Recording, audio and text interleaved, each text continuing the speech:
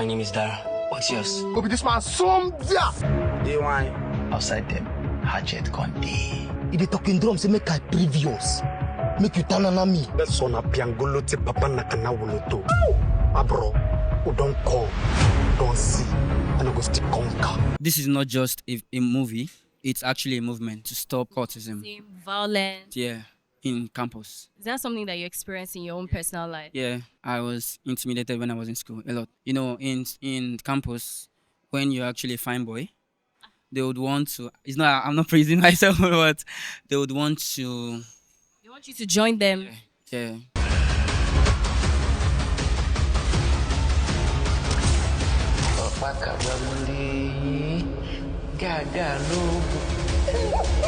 I'm one person that loves to explore anger, personally, because I believe that every emotion has been put in us humans for certain reasons.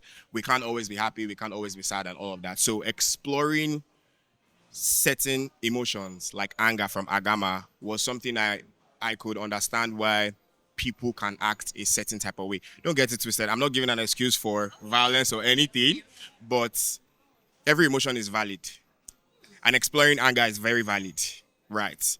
And to me, I had fun exploring anger because from the emotion anger, you can find a lot of truth in it. In the hierarchy of characters that you've played, is this one of your top 5? Honestly, it's one of my top 5. And then when they put the tattoos on your body, how did that help you just learning the fight sequences? How was that like? This thing you said is very good because you know how they will say, how actors will say when they wear costumes, they feel different. I felt like I belonged in Port Harcourt. I really wanted more action sequences, I'm not going to lie. I wanted a lot of action sequences. And there were a lot of action sequences that I was like, producer, if you're not going to do it, I'm not going to shoot. And then they added a lot of other. Yeah. Who would you say your character represents in society? My character represents a true friend, represents bond, right? Trick's word is bond. If he says he's there for you, he's there for you. And I think that in the society that we are, we don't have people who can live up to that kind of testimony. And I'm happy to play a character who was living up to his words and deeds. Yeah. Is that how you are in real life? Don't lie. Depends who's asking. So yeah, half and half. It depends. Depends who's asking, because come on now, you have to show up for who's showing up for you, right? And Dara showed up for me, so I returned the favor, yeah? Okay. Yeah. And you as David in real life, you do the same for people? Very much.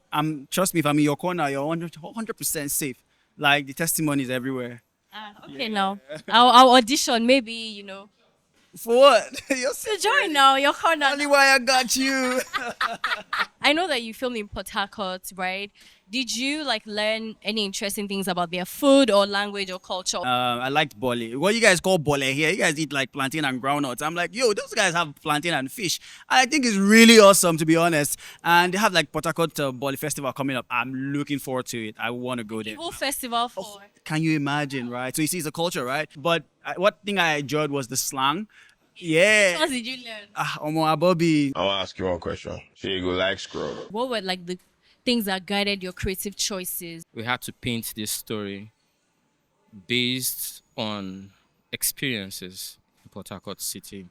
But at the end of the day, the purpose of filmmaking is to educate, entertain, and inform.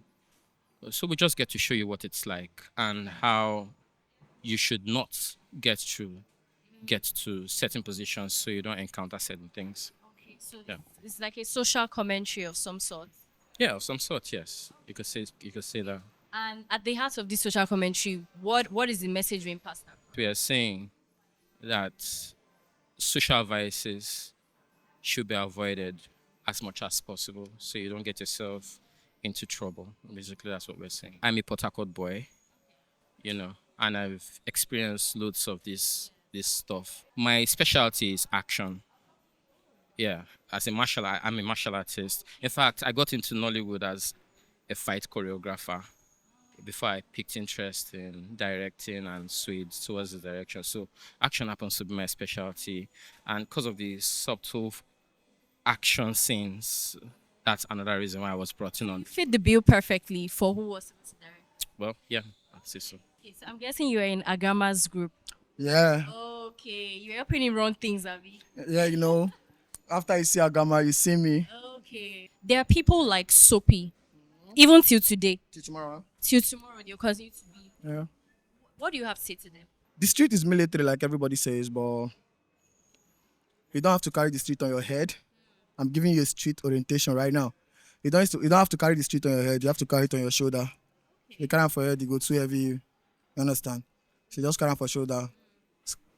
Play am calm. When you knew that you were now coming on a film like this that will come to cinema, how did you feel about that? Like, literally, yeah. It's recently that I started feeling like, damn, my face. Big deal. Like, fuck it, my face is in cinema. Like, you know, it's people have been in this shit for like 10 years, 15 years, and they have not even seen a big screen like this. This is like my second movie, like second ever movie, and we're right here. What do you want them to learn, especially students? And I know that this is addressing cultism. Yeah. So what is your message to them? Maybe something that will change how people think. Like Burna Boy said, if the dream is being sold to you, don't buy it. Don't go for it. So if they are forcing any shit on you, stay off. What would you say is the overarching message that this story, you know, what you wanted to accomplish, right? You sent it out into the world, September 5. What do you want it to bring back? Introspection.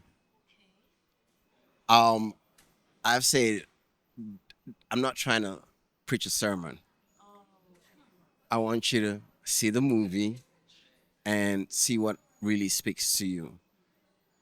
See that in the long run of everything, we hold our decisions really drive our lives. Whatever decisions you make, whatever you get to choose from, to pick from this movie is also your decision. I'm just telling a story. And then how do you feel genuinely that, you know, this is a Port Harcourt story, right? A Port Harcourt love story. Usually what we see on the big screen is stories about Lagos. But this is one about Port Harcourt. Do you feel like this will be well received? And why don't we even have more stories like this? So that's kind of a loaded question. So let me start here. Port Harcourt, I feel like Port Harcourt is its own subculture in Nigeria. They have their own way of talking. Like life is, it's still Nigeria, but it's a little different. And I do see that gap in actually telling that authentic Port Harcourt story. Now, if you know, most of the cast and crew are actually born and raised in Port Harcourt. And one of the things they said is, hey, we've had a few stories about Port Harcourt, but a lot of times it's outsiders telling our story. So it was important for people who grew up in there and love the culture to actually tell their own story. I've just seen the movie. Agawa actually He's my favorite character. he holds a special place in this movie. I think his story arc is pretty impressive. And I liked Sophie too. She had a little vibe on her, and so it's a toss-up.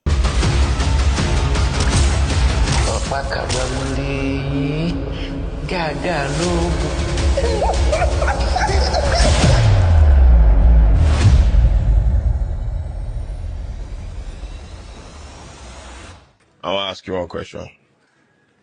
She go like scrub.